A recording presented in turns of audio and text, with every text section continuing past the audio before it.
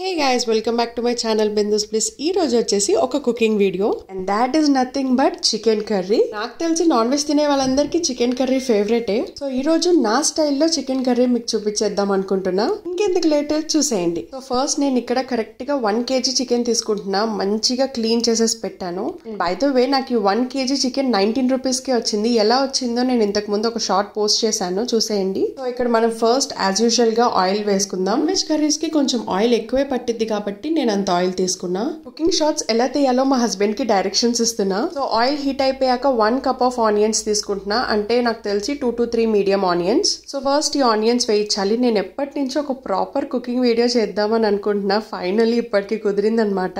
అంత పర్ఫెక్ట్ గా ఎక్స్పెక్ట్ చేయకండి, ఎందుకంటే this is my first cooking video. So let's see how it goes. So back to the process. Onions fry అవుతూ ఉండగా నేను ఇక్కడ గ్రీన్ చిల్లీస్ అండ్ కరేపాకు వేసుకుంటున్నా. గ్రీన్ చిల్లీస్ వచ్చేసి ఒక 3 to 4 స్లిట్స్ లాగా చేసి వేసుకుంటున్నా అండ్ కొంచెం కరేపాకు. ఇవన్నీ వేగాక నెక్స్ట్ అల్లం వెల్లుల్లి పేస్ట్. ఇది వచ్చేసి నేను 2 tablespoons వేస్తున్నాను, ఎందుకంటే 1 kg చికెన్ కాబట్టి. యాక్చువల్లీ అల్లం వెల్లుల్లి పేస్ట్ ఫ్రెష్ గా ఇంట్లో చేసుకున్నది అయితే ఇంకా బాగా టేస్ట్ వస్తుంది. మనకు అదంతా రాదు కాబట్టి ఇది కొన్నదే. నేను కుకింగ్ చేసినంత సేపు మా సిద్ధు కూడా కిచెన్ లోనే ఉంటాడు, నా కాల్ దగ్గరే ఉంటాడు.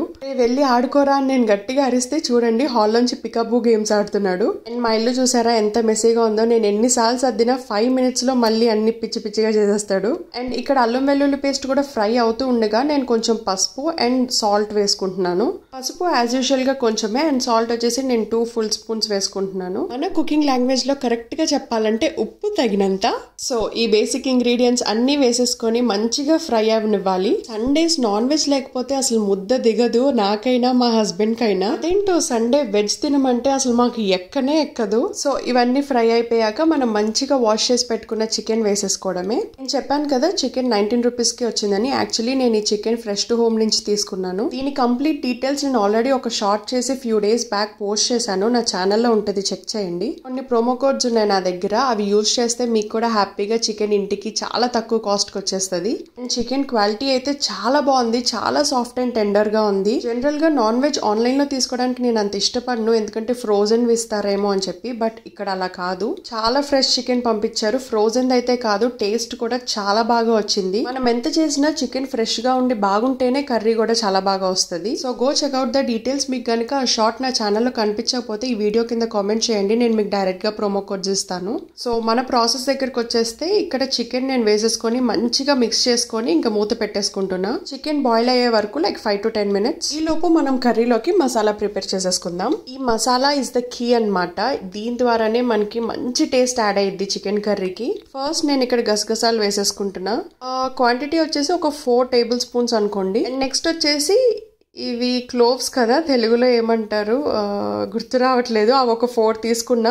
అండ్ దాల్చిన చెక్క ఒక స్మాల్ పీస్. వీటితో పాటు కొంచెం షాజీరా తీసుకుంటున్నాను. షాజీరా లేకపోతే జీరా అన్న తీసుకోవచ్చు. అండ్ ఫైనలీ ఒక 2 ఇలాచీ అన్నమాట. ఫస్ట్ వీటిని ఫైన్ గా పౌడర్ లాగా గ్రైండ్ చేసేసుకోవాలి. చాలా మెత్తగా గ్రైండ్ చేసుకోవాలి, లేదంటే మనకి కర్రీలో తగులుతూ ఉంటే బాగోదు. వాటిని పౌడర్ చేసేసాక ఇక్కడ నేను కొన్ని క్యాష్యూస్ తీసుకుంటున్నా. ఈ క్యాష్యూస్ ఆప్షనల్ అన్నమాట, నచ్చితే వేసుకోవచ్చు లేకపోతే లేదు, బట్ వేసుకుంటే మాత్రం చాలా మంచి టేస్ట్ వస్తుంది. అవన్నీ గ్రైండ్ చేశాక ఇక్కడ నేను ఒక బిగ్ సైజ్ ఆనియన్ పీసెస్ తీసుకుంటున్నా. సో వీటన్నిటిని కలిపి బాగా గ్రైండ్ చేసుకొని ఫైన్ పేస్ట్ లాగా చేసుకోవాలి. యాక్చువల్లీ ఇందులో కావాలంటే కొబ్బరి కూడా యాడ్ చేసుకోవచ్చు, లైక్ 4 to 5 చిన్న కోకోనట్ పీసెస్ కూడా తీసుకోవచ్చు గ్రైండ్ చేసేటప్పుడు. సో మన మసాలా అయితే ప్రిపేర్ అయిపోయింది. ఇది నేను ఒక బౌల్లోకి తీసుకున్నా. ఈ లోపు మనం చికెన్ బాయిల్ అయిందో లేదో చూసేద్దాం. చాలా సేపు అయింది పెట్టి. ఎస్, మంచిగా చికెన్ లోంచి వాటర్ అంతా బయటకు వచ్చేసింది అండ్ చికెన్ పీస్ కూడా మంచిగా ఉడికింది. ఇప్పుడు నేను చేసే ఈ చికెన్ కర్రీ పక్కా ఆంధ్ర స్టైల్ అన్నమాట. చాలా సింపుల్ అండ్ ఈజీ ప్రాసెస్ ఇది. యాక్చువల్లీ చికెన్ కర్రీ రకరకాలుగా చేసుకుంటారు, బట్ కొన్ని రెసిపీస్ మాత్రం చాలా బాగా నచ్చి గుర్తుండిపోతాయి. అందులో ఇది ఒకటి అవుతుంది. డెఫినెట్ గా నేను చెప్తున్నాను కదా, మీరు ఒకసారి ట్రై చేసి చూడండి యాజ్ ఇట్ ఈస్ నేను చెప్పినట్టు. You will definitely like this recipe. మా హస్బెండ్ కి అయితే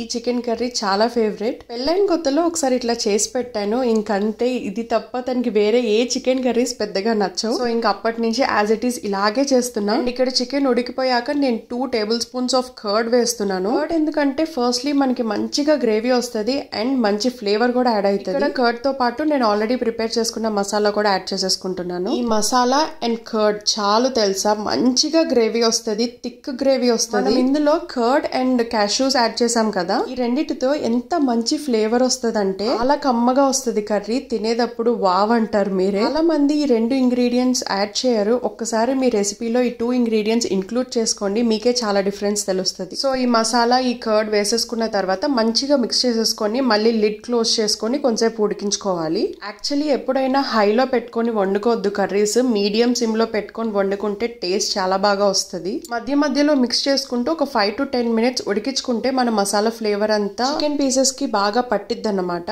సో ఇలా 5 to 10 minutes ఉడికిన తర్వాత మనం కారం వేసేసుకుందాం. కారం ఇంకా మీ ఇష్టం అనమాట. స్పైస్ తక్కువ తినే వాళ్ళు తక్కువ వేసుకోండి, మంచిగా స్పైసీగా తినాలనుకునే వాళ్ళు ఒక స్పూన్ ఎక్కువే వేసుకోండి. నేను ఇక్కడైతే 2 tablespoons వేస్తున్నాను. మరీ స్పైసీగా చేయట్లేదు ఎందుకంటే ఇంట్లో పిల్లలు ఉన్నారు కదా, వాళ్ళు తినలేరు కాబట్టి. యాక్చువల్లీ ఒకటి చెప్పడం మర్చిపోయాను, ఇందాక మనం ప్రిపేర్ చేసిన మసాలాలో ధనియాలు కూడా యాడ్ చేస్తారు. మీరు డైరెక్ట్ గా కావాలంటే ఇలా ధనియా పౌడర్ వేసేసుకోవచ్చు, లేదంటే మసాలా ప్రిపరేషన్ లో ధనియాలు యాడ్ చేసుకోవచ్చు. నేనైతే మోస్ట్లీ ధనియా పౌడరే యూజ్ చేస్తాను. సో ఇట్లా కారంతో పాటు ధనియా పౌడర్ కూడా కొంచెం వేసేసుకున్నాను. అండ్ కొంచెం చికెన్ మసాలా, బయట దొరికే చికెన్ మసాలా అన్నమాట ఇది. యాక్చువల్లీ మనం ప్రిపేర్ చేసుకున్న మసాలాతోనే వస్తుంది ఆ ఫ్లేవర్. కాకపోతే ఏంటంటే ఇది కూడా వేసుకుంటే చిన్న సాటిస్ఫాక్షన్ అంతే, జస్ట్ ఒక ఫైనల్ టచ్ లాగా.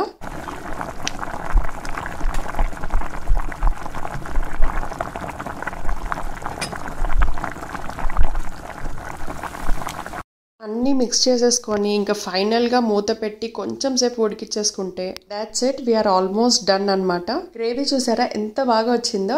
And last but not least కొత్తిమీర వేసేసుకుంటే అయిపోయినట్టే. చూస్తుంటే తెలియట్లేదు కానీ ఇక్కడ వండే నాకు ఎంత మంచి స్మెల్ వస్తుందంటే వా, గుమగుమలాడుతుంది ఇక్కడ నాకు. కొత్తిమీర ఏంటి అంత వేసాను అనుకుంటున్నారా? నేను నాన్ వెజ్ కర్రీస్ లో కొంచెం కొత్తిమీర ఎక్కువే వేస్తాను, ప్లీజ్ డోంట్ మైండ్. కర్రీ అయితే ఇంకా ఎండ్కి వచ్చేసింది, ఆల్మోస్ట్ అయిపోయినట్టే. మనం కన్సిస్టెన్సీ చూసుకొని కొంచెం సేపు కావాలంటే ఉడికించుకొని, లేదంటే ఆ కన్సిస్టెన్సీ ఓకే అయితే ఇంకా ఆఫ్ చేసేసుకోవచ్చు. ఈ కర్రీ మనకి రైస్ లోనే కాదు, రోటీస్ లో, పుల్కాస్ లో అన్నిటి కాంబినేషన్స్ తో చాలా బాగుంటుంది. ఫైనల్లీ మన కర్రీ అయితే ప్రిపేర్ అయిపోయింది అనమాట. ఆయిల్ పైకి ఫ్లోట్ అయితే కర్రీ కంప్లీట్ అయిపోయినట్టు అంటారు కదా. So yeah, we are done. మేము ఏం చేస్తున్నా మా వాడి మీద ఒక కన్నేసి ఉంచాలి, వాడు ఏదో ఒకటి చేస్తూ ఉంటాడు అక్కడ. అంత కొత్తిమీర వేసినా నాకు కొత్తిమీర ఎక్కడ కనిపించట్లేదు, అందుకే ఫైనల్ గా గార్నిషింగ్ కోసం ఇంకొంచెం వేసాను. అంత కొత్తిమీర వేస్తున్నానని తిట్టుకోవద్దే, ఎందుకంటే మనకి టేస్ట్ తో పాటు లుక్ కూడా బాగుంది అనుకోండి, డబుల్ ధమాకా అనమాట. ఇమీడియట్ గా ఫుడ్ పెట్టుకొని తినేయాలనిపిస్తుంది, అంత డెలీషియస్ గా కనిపిస్తుంది. బట్ మా ఇంట్లో అందరు తిన్నాకే నేను తింటాను. ఫస్ట్ నా కిడ్స్ కి పెట్టుకోవాలి, తర్వాత మా హస్బెండ్ తిన్నాక నేను తింటా, ఆర్ ఎల్స్ మా హస్బెండ్ నేను కలిసి తింటాము. యమ్మీ యమ్మీ చికెన్ కర్రీ రెడీ. ఇంక ఇది నా చేతిలో ఉంటే నేను అలా స్మెల్ చూస్తూనే ఉంటానన్నమాట. అమ్మయ్య, నా లంచ్ టైం వచ్చేసింది, అందరూ తినేశారు, నా కిడ్స్ కి పెట్టేశాను, మా హస్బెండ్ తినడం కూడా అయిపోయింది. ఫోన్ చేతిలో పట్టుకొని తింటుంటే నాకు ఆ సాటిస్ఫాక్షన్ రావట్లేదు. I wanted to enjoy my lunch today.